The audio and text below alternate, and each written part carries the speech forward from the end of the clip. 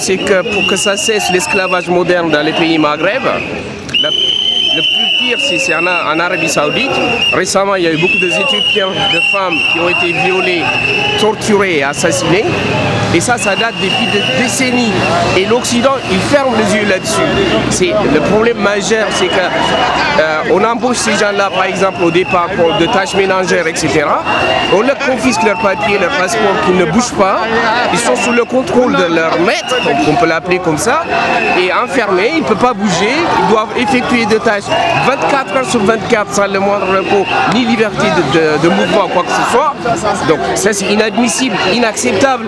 Au XXIe siècle, il ne doit pas exister ces méthodes.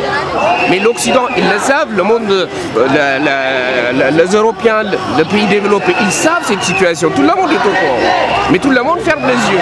Donc on est là pour réveiller la conscience de chacun, pour dire stop, arrêtez. Voilà. Et récemment, il y a eu des cas de violence. Il y a eu des violences, il y a eu des gens qui ont manifesté dans la rue en Arabie Saoudite, qui sont morts, qui ont payé de leur vie. Il y a des gens. Est-ce que c'est normal ça? De nos jours, on doit accepter ça? Non. Et ce sont des pays qu'on les accueille aux bras ouverts dans les pays occidentaux comme étant des pays, disons, fréquentables, alors qu'à l'intérieur, ils exercent d'une méthode de sauvagerie qui n'a pas de mots. Voilà. Donc, on est là pour dire non, il faut que ça s'arrête. Mais là, on est là pour dire stop au esclavage moderne. C'est-à-dire que ce sont des gens qu'on traite comme des animaux et non pas comme des êtres humains. Et ça, c'est inacceptable, inadmissible. Le Qatar, par exemple, récemment, par rapport à la construction de Coupe du Monde de 2022, on a vu le Népalais, un Népalais qui marche chaque jour. Et ça, c'est pas l'esclavagisme. Ils sont alors qu'en France, on les accueille bras ouverts. Ça, c'est un autre sujet.